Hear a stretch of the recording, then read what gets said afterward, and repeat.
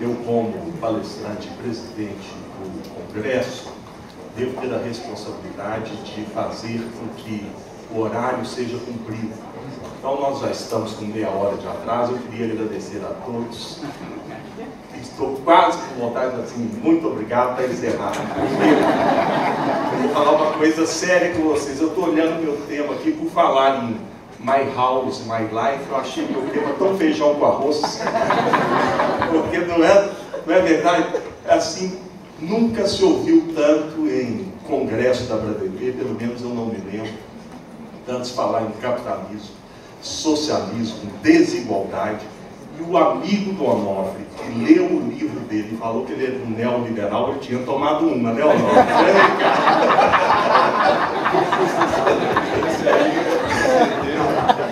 Esse, acho que merece ler de novo. Eu fiquei na dúvida, eu vou me valer aqui da condição de palestrante, quase ser debatedor. Me deu uma curiosidade, o Bruno, novinho desse jeito, ganhou um litígio do Valvudão de 800 milhões de dólares. Eu pensei assim, pô, será que no Itamaraty tem honorário de 5 meses? A Procuradoria da Fazenda tem. A igualdade de condições, que reivindica que está na moda. De repente, né, carreira de diplomata passa a ser mais atrativa ainda, né? E eu vindo para cá, trazendo essa papelada, e vi o Humberto Ávila chegar, fiquei sem graça, porque aí eu me lembrei do Humberto Ávila e me lembrei do Santiago Dantas.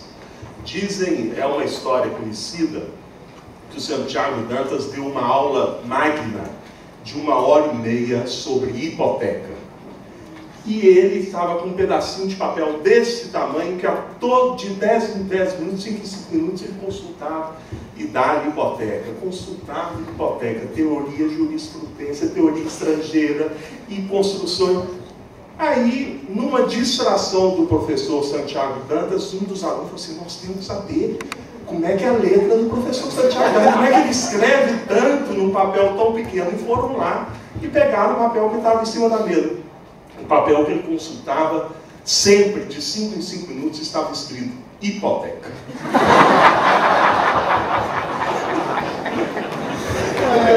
Hipoteca. E aí, eu me lembrei, na posse de professor titular do Humberto Ávila, ao contrário do professor Santiago Dantas, ele chegou com um calhamaço de papel, não olhou para o calhamaço de papel, foi só enganação. Aí eu chego e falo assim, o que eu faço? Eu dou com essa quantidade de coisa, eu posso olhar ou não posso olhar? Olha, eu diria que tem muitas coisas aqui, mas todas estão escritas assim, guerra fiscal, guerra fiscal, guerra fiscal, só isso. Bom, então diante, para descontrair um pouco, eu fiquei assim, sufocado com essas palestras. Eu não sei se é resultado de uma eleição que foi dura, eu diria que as palestras estão com um tom mais assim, eu não diria ideologizado, mas mais politizado, né? Assim, alguma coisa está acontecendo. Bem, então, o meu tema, livre concorrência, segurança jurídica e guerra fiscal. Aí o que eu pensei? Eu fui pensando aqui para melhorar, assim, entrar na mesma vibe das palestras que me antecederam. Falei assim, o que é que eu devo fazer? Então, o que eu vou propor aqui é o seguinte, a livre concorrência, assim, sob a perspectiva da neutralidade e da igualdade. Então, em que medida a segurança jurídica pode atrapalhar a livre concorrência? Em que segurança a guerra fiscal pode atrapalhar a concorrência, a livre concorrência? A guerra fiscal parece que é um caminho mais fácil. Nós vimos aqui, desde a primeira palestra, e dessas que agora ocorreram, os litígios na OMC, etc., que o manejo da carga tributária para atrair investimento, para atrair capital, é um fenômeno que ocorre entre países, bloco de países, e na ordem interna entre estados e entre municípios. Nós aqui vamos tratar da guerra fiscal entre estados. E o que é a guerra fiscal entre estados? é a concessão unilateral de benefício fiscal sem prévia autorização em convênio. Isto é a guerra fiscal. E o que é benefício fiscal? Qualquer tributação pelo ICMS numa alíquota inferior a 12%. Se nós temos uma alíquota interna que tem por parâmetro resolução do Senado que diz que a alíquota interna deve ser a mesma das operações interestaduais e essa é de 12%, qualquer tributação abaixo de 12% em operações internas é benefício fiscal. E a guerra fiscal é a concessão desse benefício sem autorização convenial nos termos do que dispõe a Constituição e nos termos do que dispõe a Lei Complementar número 24 de 75. Qual é a primeira evidência antes? Qual é a causa dessa guerra fiscal? Isso foi dito aqui pela professora Isabel, foi dito aqui pelo Onofre, foi dito aqui por todos que me antecederam. A guerra fiscal decorre de um desequilíbrio regional, de um desequilíbrio entre os estados. Então, sob a perspectiva de livre concorrência e neutralidade, os estados mais pobres, eles não querem a neutralidade tributária. Por quê? A neutralidade tributária não vai atrair investimentos, não vai atrair capital para os seus estados. Ele precisa exatamente que a tributação não seja neutra, seja desigual para atrair aquele investimento.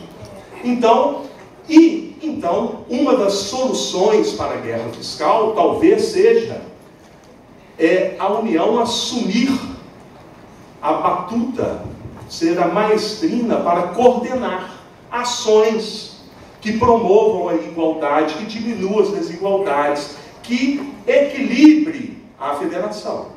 Então, essa, eu não tenho dúvida que é uma das causas maiores da guerra fiscal e a solução passa pela diminuição das desigualdades. Há outra questão de solução política mais difícil, que nós todos sabemos também, que essa guerra fiscal tem por objeto o ICMS. A partir do momento em que nós transformamos esse ICMS num IVA, num imposto sobre o consumo, unificado com impostos municipais, impostos federais, contribuições sociais, esse mecanismo de guerra fiscal deixa de existir na mão dos estados. Mas nós sabemos o problema disso diante do nosso federalismo fiscal. Estávamos recentemente num seminário sobre federalismo fiscal em Brasília, promovido pelo ministro Gilmar Mendes, em que havia professores alemães, amigos do professor Humberto Ávila. Não há dúvida que a Alemanha é uma federação, e lá o IVA é federal, e eles se valem da distribuição da receita do IVA para equilibrar as desigualdades regionais. Mas no Brasil se confunde ter competência tributária com autonomia financeira. E nós temos uma experiência, eu acho que exitosa no Brasil, em relação à distribuição dos 25% do ICMS para os municípios, que tem a regra constitucional, e essa distribuição é feita com muita eficácia, com muita eficiência. Então, acho que há um tabu no Brasil de se discutir, quando se fala em reforma tributária, se fala em federalismo, de que o ICMS na competência dos estados é algo intocável. Eu acho que isso poderia ser melhor refletido. Mas o que me assusta, todas as vezes que eu me debruço sobre o tema guerra fiscal, é o seguinte: é o deliberado desrespeito à Constituição pelos Estados-membros. No ano passado, nós estávamos aqui, no primeiro dia do Congresso, falou-se sobre guerra fiscal, estava um dos palestrantes, era um tributarista, doutor, professor, vice-governador do estado do Pará, Helenilson Cunha Pontes. Ele disse com todas as letras: nós fazemos guerra fiscal e vamos continuar a fazer. Por sobrevivência. Por motivo de sobrevivência, mas Então, esta não pode ser uma solução razoável. Os estados deliberadamente, explicitamente dizem a todos: nós desrespeitamos a Constituição, concedemos benefício fiscal sem passar pelo crivo do CONFAS.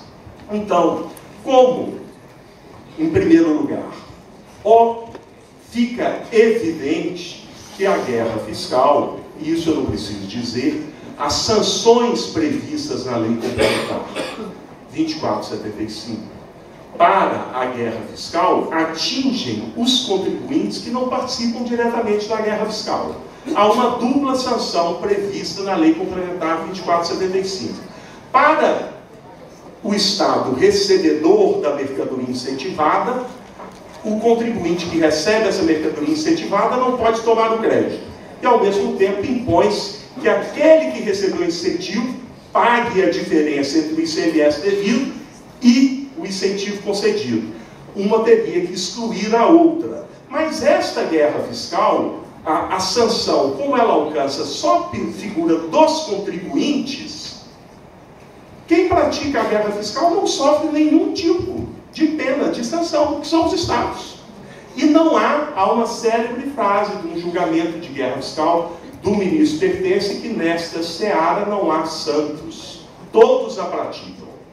Os estados mais ricos praticam talvez numa medida menor, mas os estados ricos e mais pobres também praticam a guerra fiscal. E a guerra fiscal, obviamente, que leva à desigualdade, desiguala os contribuintes incentivados e pode ferir a livre concorrência. Não há a menor dúvida disso. Há várias propostas que eu diria que não são estruturais para se acabar com a guerra fiscal, mas tem várias propostas que estão militando atualmente. Há uma proposta de súmula vinculante, que repete exatamente o que já está na Constituição, que está na lei complementar, mas daria agilidade aos julgamentos do Supremo. E há uma proposta, fui informado hoje pelo secretário da Fazenda, Pedro Meneghetti, que amanhã, ou melhor, hoje, o Congresso está votando um projeto de lei complementar que derruba o quórum, a unanimidade do quórum passa a ser de 3/5, e que isso está sendo julgado hoje está sendo votado, não sei, foi votado, alguém sabe? Parece que estava na pauta do Congresso hoje, que retiraria a unanimidade do CONFAS, ou seja, incentivaria os estados a seguirem aquilo que está na Constituição. Bom, sobre guerra fiscal, o que eu já falei sobre isso diversas vezes, há uma novidade que eu queria, não sei se você sabe, compartilhar, que é de uma recente decisão do Supremo em ação direta de inconstitucionalidade relativa à Constituição do Estado do Ceará. É uma decisão recentíssima, que ela é de 30 de outubro de 2014. De quinta-feira passada. Olha que coisa curiosa.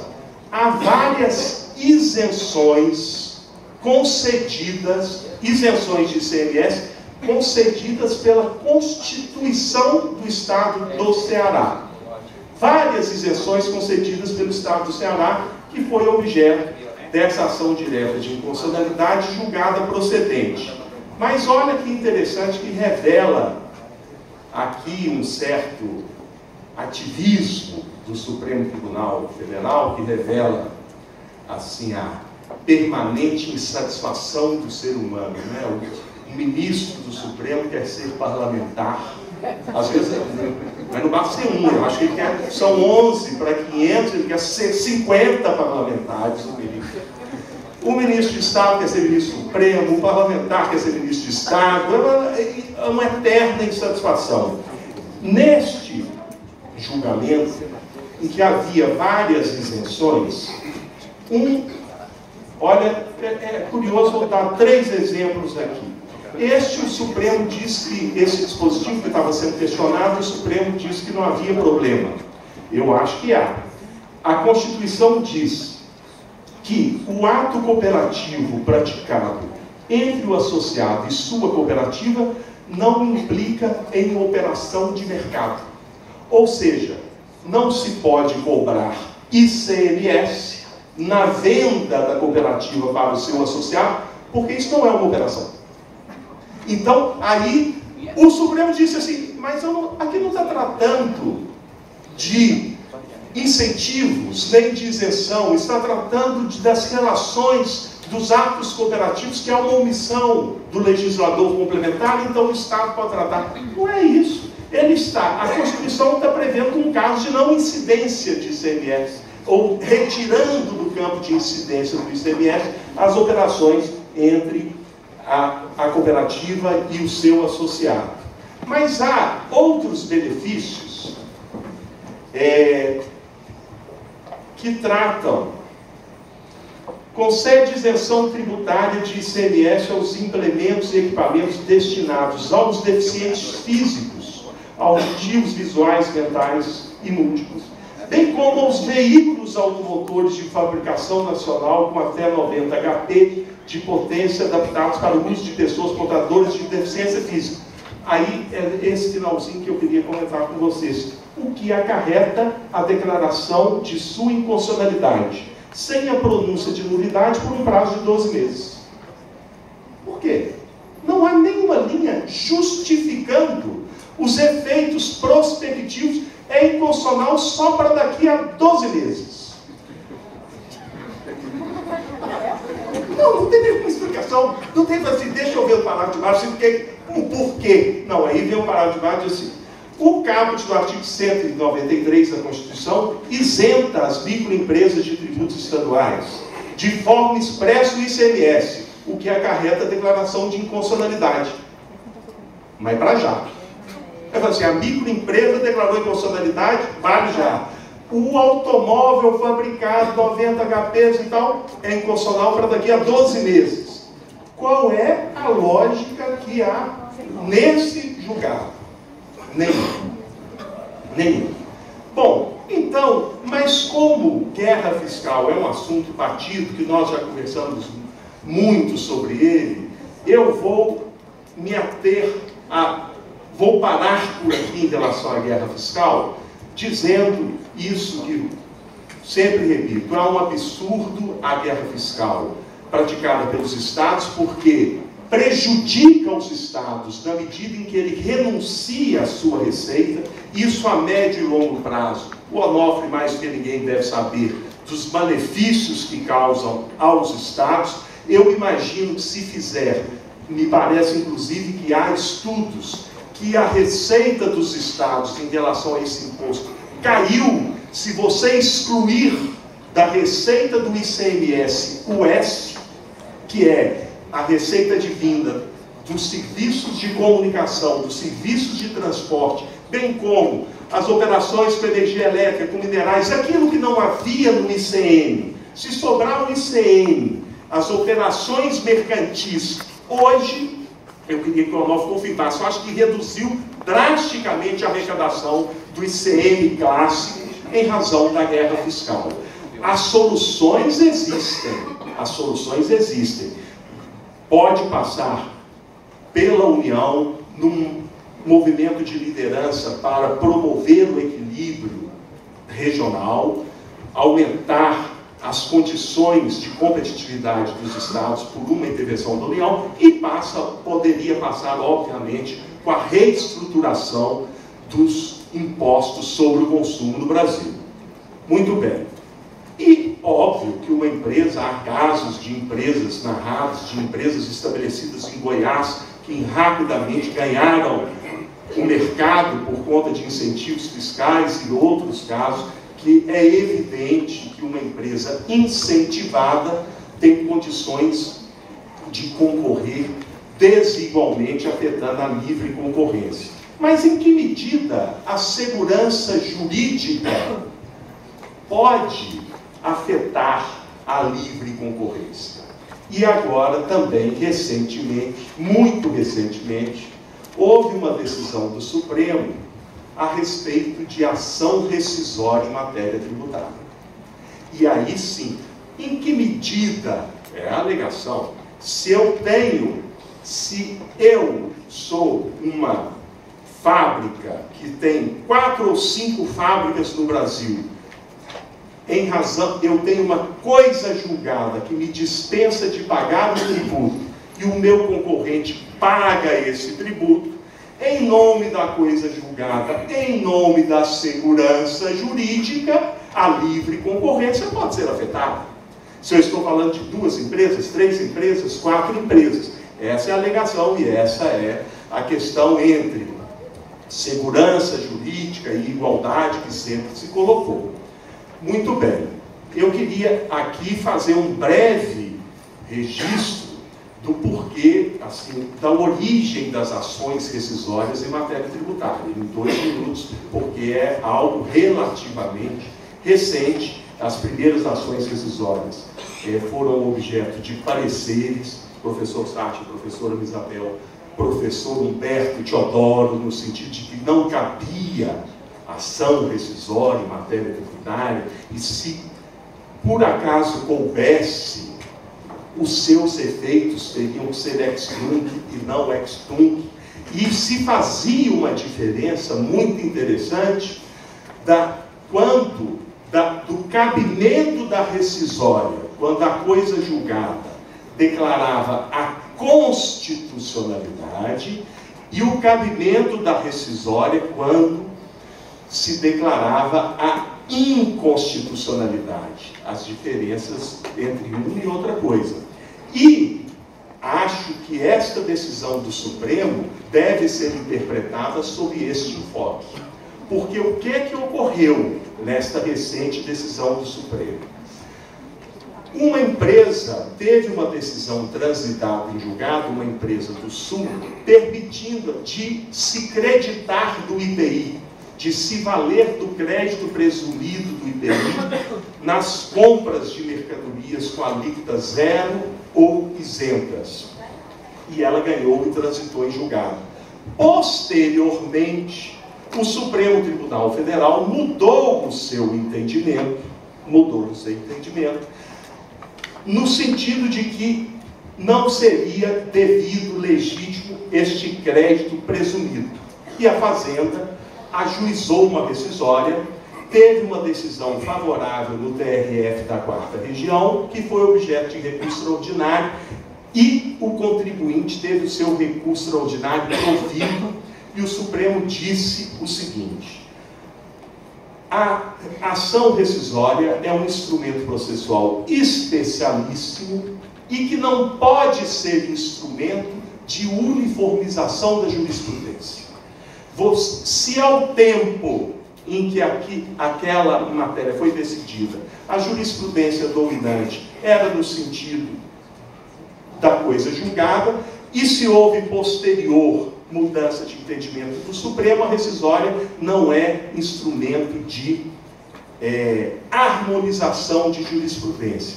Mas neste caso, não houve declaração de inconstitucionalidade de lei pelo Supremo ao mudar a sua jurisprudência. O que eu estou querendo dizer é que eu não sei se esta posição do Supremo repercute ou muda o seu entendimento, consagrado entendimento do Supremo, dos efeitos da declaração de inconstitucionalidade da lei. Porque o Supremo tem o entendimento de a declaração de inconstitucionalidade é uma declaração de nulidade. A regra é essa. Então, para os casos em que houver a declaração de inconstitucionalidade, de nulidade da lei, a ação rescisória também não será cabível. E aí? E a questão da segurança jurídica e da livre concorrência? Porque vamos pensar na hipótese invertida. O Brasil, nós todos sabemos, convive com controle concentrado e com controle difuso, com os 2 sistemas. Não é um sistema misto, são os dois simultâneos. Vamos imaginar que um contribuinte, no controle difuso, questione determinado tributo e perca e faça uma coisa julgada. O Supremo, depois, julgando outro caso com repercussão geral, não diria nem ADIM, com repercussão geral, declara a inconstitucionalidade daquele tributo. Aquele contribuinte que perdeu vai ser o único contribuinte daquele imposto, porque há uma coisa julgada dizendo que aquele imposto é devido, e depois há uma decisão do Supremo pela declaração da inconstitucionalidade, aí diz assim, neste caso não caberia a rescisória, ou nem precisaria dela. Se for uma decisão, um controle concentrado, eu retiro do mundo normativo aquele dispositivo que era a base da coisa julgada desfavorável ao contribuinte. Então, é uma questão importante porque noticia-se de modo muito superficial. O Supremo diz que não cabe mais rescisória em matéria tributária. Acho que é uma conclusão precipitada, que merece reflexão e que eu trouxe aqui para dar conhecimento a vocês, para nós refletirmos. Eu, seguindo a linha do professor Américo Lacombe, não vim trazer soluções, vim trazer dúvidas e questionamentos e perplexidades. Com isto, com essas breves palavras, encerro e agradeço a paciência de todos os senhores. Muito obrigado.